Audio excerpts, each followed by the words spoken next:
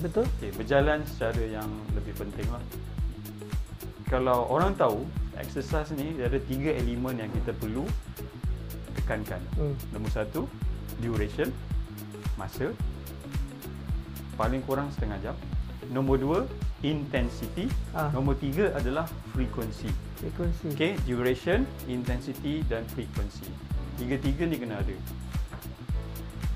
Kalau jarak tu, contoh kita berjalan, okay, jarak tu lebih kepada duration lah. Duration lah. Sebab dia okey, sebab apa kalau kita exercise secara yang panjang tapi kita tak berflow, so mana tak ada intensity. Okey, last but not least saya nak share pasal exercise ni. Saya ada smartwatch. Bukan kata bagus tak lah. Sekarang smartwatch agak affordable. So dalam 200-300 pun dah dapat. Kita boleh ukur kita punya jarak perjalanan. Kita boleh ukur kita punya pulse ataupun nadi secara natural. So itu saya cakap, kadang-kadang kita sangat berkira untuk exercise. Sebenarnya tak perlu pun.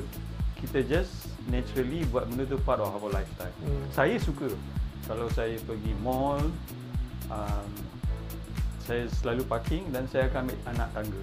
Jarang sekali saya ambil escalator.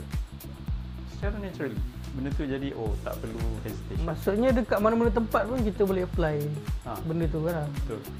So apabila kita jadikan benda tu sebagai habit, saya pernah share juga sebelum ni, habit makes you, saya pernah share juga sebelum ni, kita buat habit, habit yang buat kita.